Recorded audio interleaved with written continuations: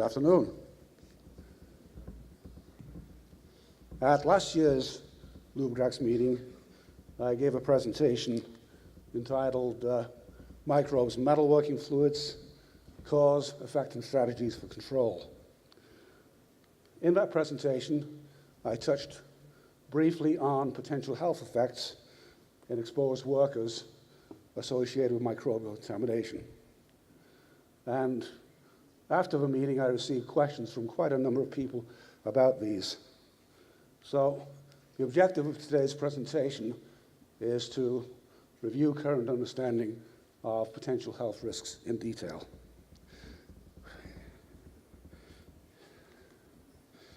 We'll look first of all at what we do know using available information from peer-reviewed papers. Where necessary, I've used a weight of evidence approach to present our best understanding. And at the end of my presentation, we'll also look at some of the knowledge gaps that have been identified.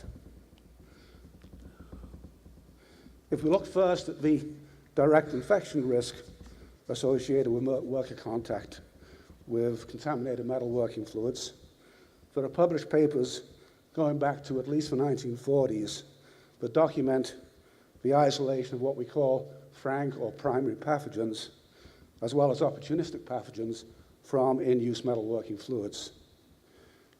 I've shown one example of one of these published papers going back to 1956. So a very early paper by Professor Ed Bennett from the University of Houston and his colleagues.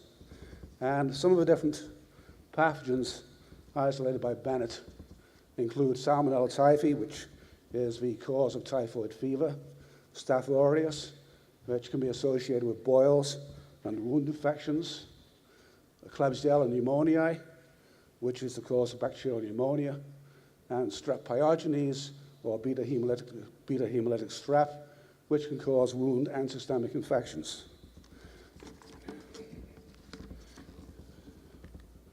Opportunistic pathogens that have been isolated, there is a long list, but they include Pseudomonas species, including Pseudomonas aeruginosa, Proteus species, Citrobacter species, and Enterobacter species.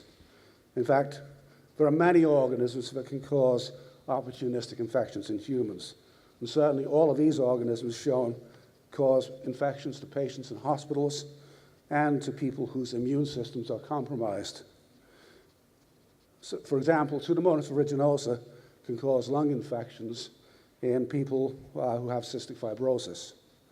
And if you're hospitalized with serious burns, if you're a burn victim of more than 30% of your body burnt, there's about a 50% chance you'll die from a Pseudomonas infection. In the United States, where much of the published research has been done, there are estimates that as many as 1 million workers are exposed to metalworking fluids. And yet, when you look at the published literature, you find no published reports of people ever having contracted infections with any of these organisms from metalworking fluids. So obviously, although we know that the risk of infection cannot be zero because it's certainly biologically plausible, the reality is that in practical terms, the level of risk must be extremely small. You know, if people were becoming infected from contaminated metalworking fluids, these would be reported in the published literature. I'm aware of only one suggested exception, and this goes to my home country. In 1981, there was an outbreak of Pontiac fever at an auto plant in Windsor. And Pontiac fever is caused by a Legionella species. Unlike Legionnaire's disease, Pontiac fever presents with symptoms very similar to influenza. And at the time of this outbreak, there was very limited experience encountered with Legionella. So investigation of the outbreak was assisted by researchers from the US Centers for Disease Control. Ultimately, over 300 workers were shown to have been infected, and the organism involved was assigned as a new species, Legionella filii. The report on the outbreak was not finally issued until 1984, and in the report conclusions, the authors did suggest that a metalworking fluid system was likely the source of the outbreak.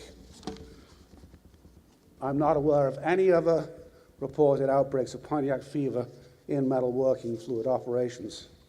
However, there have been reported cases of Legionnaires' disease in auto plants. In the investigations of these outbreaks, researchers have failed to isolate Legionella from the metalworking fluids in these plants, and it's generally believed that the source in these cases is most likely cooling towers at the plant. So that does leave an open question. Is there a potential risk associated with growth of Legionella species in metalworking fluids?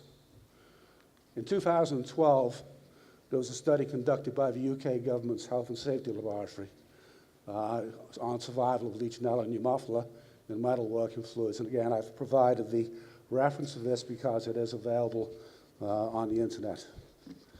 They used two different approaches in their testing. First of all, they inoculated Legionella into dilutions of 3 different types of metalworking fluids. Secondly, they used quantitative PCR testing to look for and measure Legionella DNA in used metalworking fluid samples and compared these to levels in drinking water from various regions of the United Kingdom.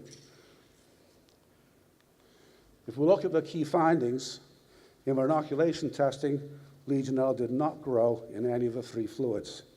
In fact, they found a 99.99% kill of the inoculum within 4 hours.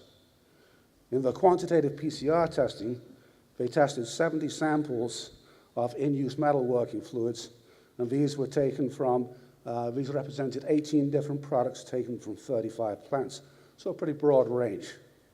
And these were compared to 25 samples of potable or drinking water taken from different regions of the United Kingdom.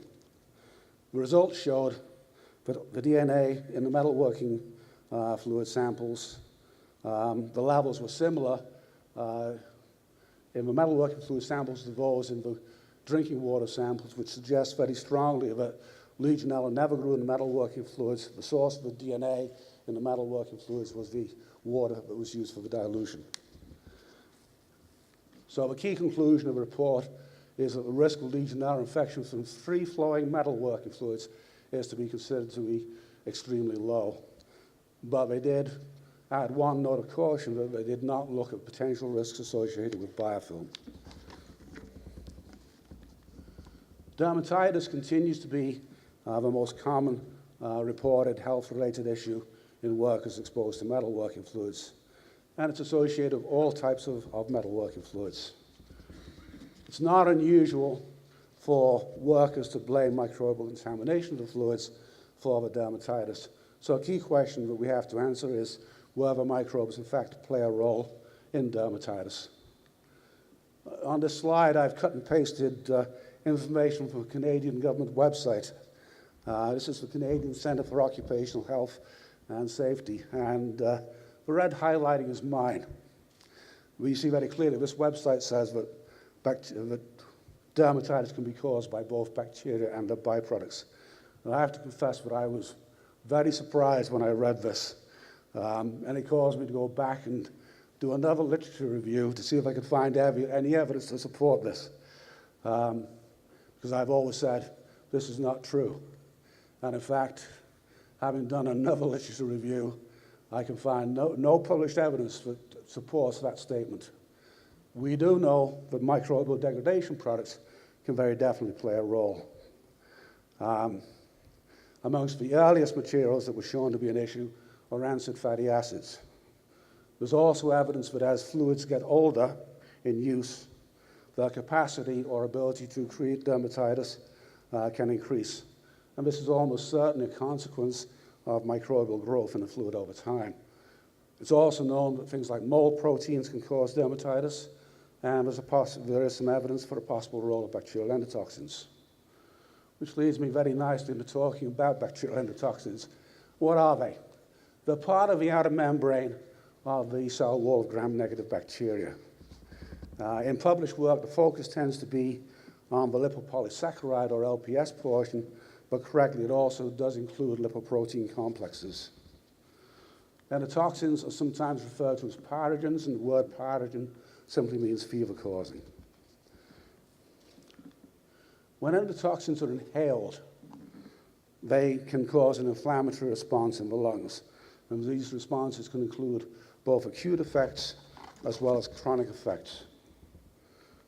In my review of published papers to prepare my presentation, the earliest reference I found of a potential concern about endotoxins and metalworking fluids goes all the way back to 1976 in a paper by R.S. Haldom. And Haldom noted that even at that time, endotoxin research existed. There were no studies involving metalworking fluids. And he made a statement that experimental work in this area is long overdue. I have to say, he was very much before his time, because if you look at the body of research that's been done in metalworking, it really started a good 10 years later. So most of the research, most of the papers published date from about the late 1980s to the late 1990s, although there have been additional papers published since. In 2015, the UK Health and Safety Laboratory conducted a pretty extensive review of published papers, and again, their reviews are available online. In terms of inhalation effects of endotoxins, acute effects can include fever. Respiratory symptoms can include flu-like symptoms, so you can get cough, breathlessness, chest tightness, shivering, and even joint aches. You can also see acute reduction in lung function, including what we call forced expiratory volume, or FEV1, which is the amount of air you can push out in 1 second. Something I have to get tested for regularly. Looking at chronic effects, again, we see respiratory symptoms, including chronic productive cough due to bronchitis, and you can get accelerated lung function decline, including an increased risk of developing COPD, or chronic obstructive pulmonary disease. Interestingly, in the metalworking area, there's published work demonstrating that endotoxins can be neutralized in metalworking fluids. Douglas and Rossmore demonstrated that aldehyde-based biocides, including triazine and oxazolidine, as well as glutaraldehyde, were effective at neutralizing endotoxin. In 2003, there was a Finland study which looked at the effects of triazine use as well as machine enclosure on workers' exposure to bacteria, endotoxins, and formaldehyde. I have to say, this is it's a very small study involving a couple of single machines, observational in approach. So although I do like the findings, in my view, it doesn't meet rigorous scientific standards of proof. Nonetheless, the study does provide practical support for the earlier work of Douglas and Rossmore. Among the key findings, what they found was that endotoxin and bacterial levels increased rapidly when triazine levels fell below 500 ppm. Now note, that doesn't mean that 500 ppm of triazine is an effective level for managing fluids. If you're involved in fluid management, you'll understand that when any biocide falls to a critical level, control of the system is quickly lost, and that's really what this study is showing. A second key finding was that machine enclosure combined with local exhaust ventilation substantially reduced exposure to all metalworking fluid contaminants. And it was also observed that the airborne formaldehyde levels averaged 15% of the occupational exposure limit, and that would include formaldehyde from all sources. Exposure to metalworking fluid has long been associated with a range of respiratory effects. Those effects include airway irritation, impairment of lung function, as well as bronchitis and asthma. The first documented case of hypersensitivity pneumonitis involving workers exposed to metalworking fluids in the United States was reported in 1992. And despite there were some initial suggestions that this was a North American problem, there have now also been numerous reported cases from both Europe as well. In Europe, hypersensitivity pneumonitis is usually called extrinsic allergic alveolitis, or simply EAA, so you have two different names depending on where you are. So what is it? It's an inflammation of the alveoli caused by hypersensitivity, which simply means an overreaction of the immune system to inhaled antigen. An antigen is simply a molecule that's capable of inducing or triggering an immune response in the host.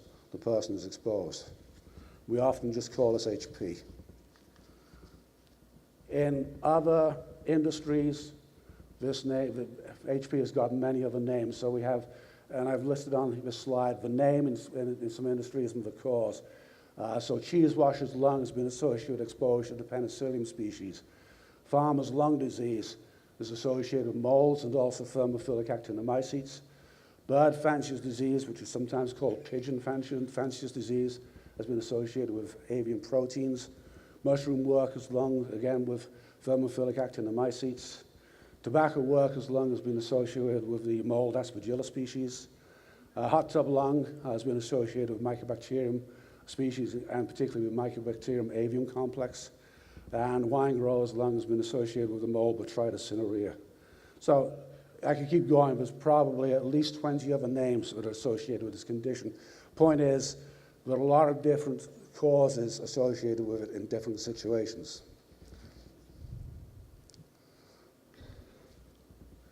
So, hypersensitivity pneumonitis can include both acute, subacute, and chronic illness.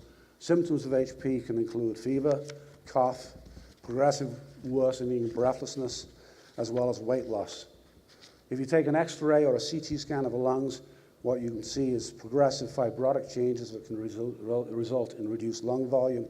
And in chronic HP, we may also see honeycombing of the lungs. And in CT scans, this will actually show up as holes in the lungs. So very serious.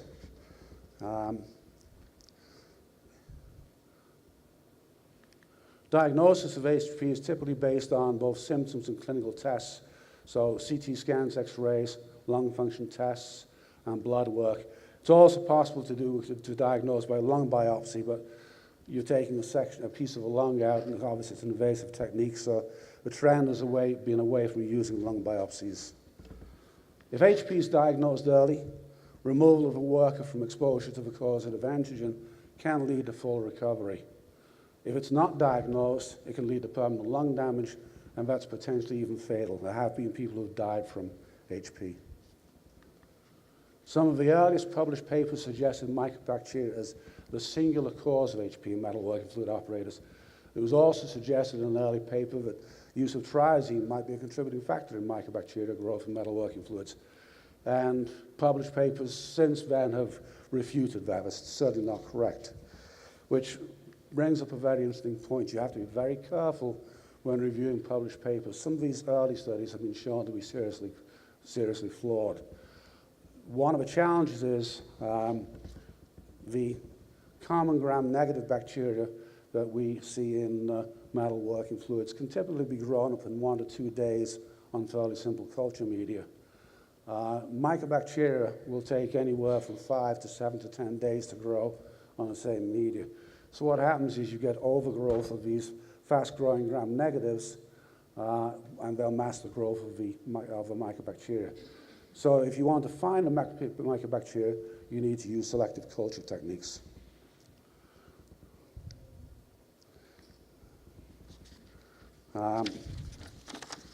Animal studies have shown that Mycobacterium immunogenum, isolated from metalworking fluids, can trigger HP in mice.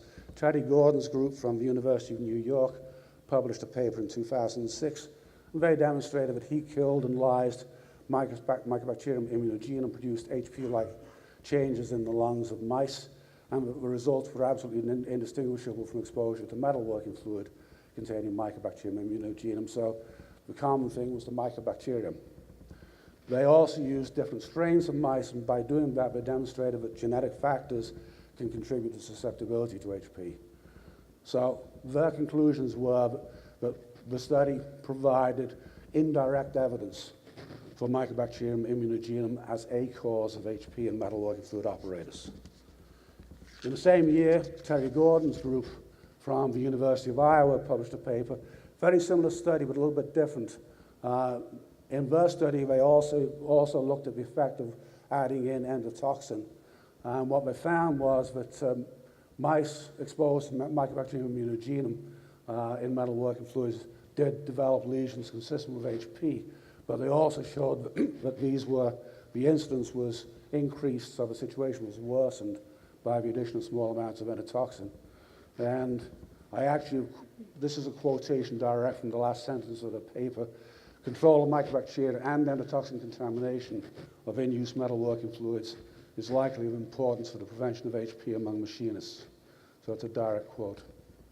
So to summarize, animal studies do demonstrate the potential of mycobacteria to cause HP. However, since mycobacteria don't appear to be involved in all metalworking fluid outbreaks of HP, there must be other factors involved in at least some of these cases. We know that metalworking fluids do support the growth of other organisms that are known antigens and that have been involved in cases of HP in non-metalworking fluids settings. We also have animal studies that show that cofactors such as endotoxins can play a role. And last but not least, it's very clear that individual susceptibility to HP varies.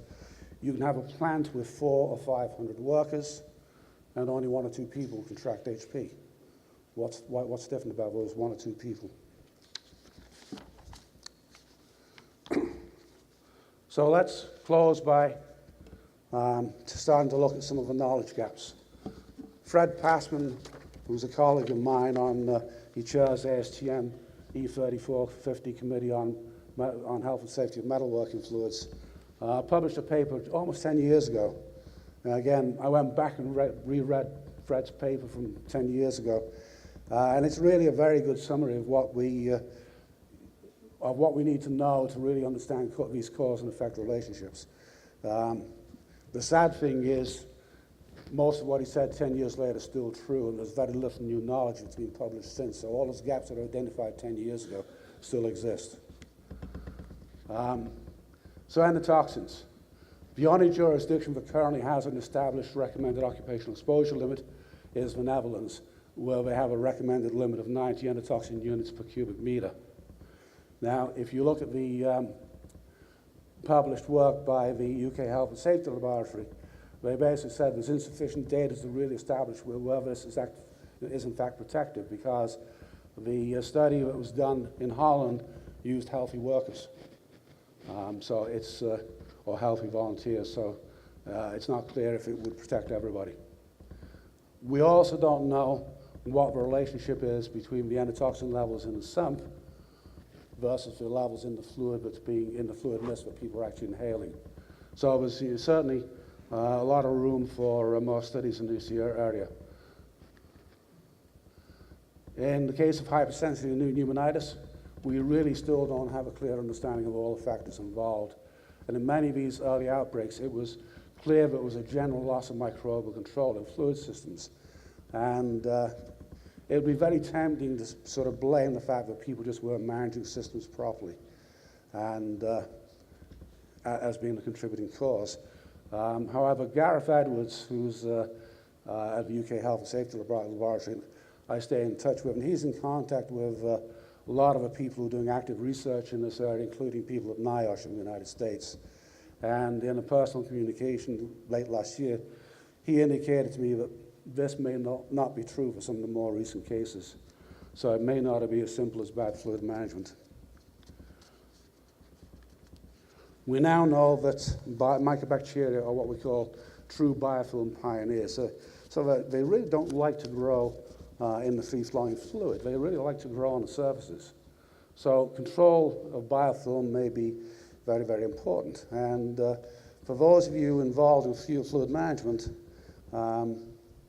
you know that biofilms can be a major problem, especially in older metalworking fluid systems. But again, if you do a literature search, you'll find that there's very little published work on biofilms in metalworking fluid systems. A lot of published work on biofilms, but not specifically for our area. So we really don't understand how these may be impacting some of the health issues that we see. A number of years ago, a system that we were monitoring ourselves for mycobacteria, we saw almost none week after week after week, and then all of a sudden we saw a very, very high count. And what we found when we talked to the plant, that had an event which led to disruption of the biofilm.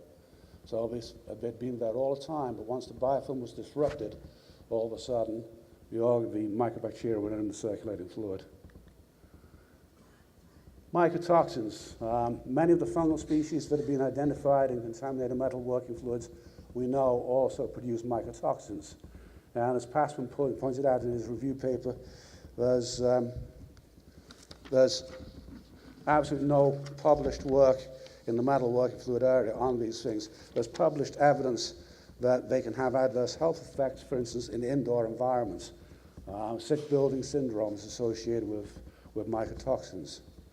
But in his paper, Passman recognized that although there are no indications, the question is, because health effects are definitely biologically plausible, it's not clear that the fact there's no reported issues in metalworking is it an absence of effect or an absence of data. It's simply not something that's been looked at. It's something I know he's very passionate about. So in closing, what's the message? I've been involved in this industry 40 years, and in the early 1980s as a microbiologist, if somebody asked me if a worker had said, are there any health effects, it would have been considered irresponsible in those days to say that there were potential health effects, because we simply didn't have any evidence for it. All the studies I've talked about, really, the key work has been done since then. Having said that, there's obviously a lot we still don't know. But I think the one thing that's very clear is off-rate exposure to bacteria and or fungi and the byproducts of their growth does play a critical role in potential health issues. So at the end of the day, control of microbes continues to be important, not just for maintaining a fluid quality and performance, but perhaps much more importantly in the long term, minimizing potential health effects in exposed workers. Thank you.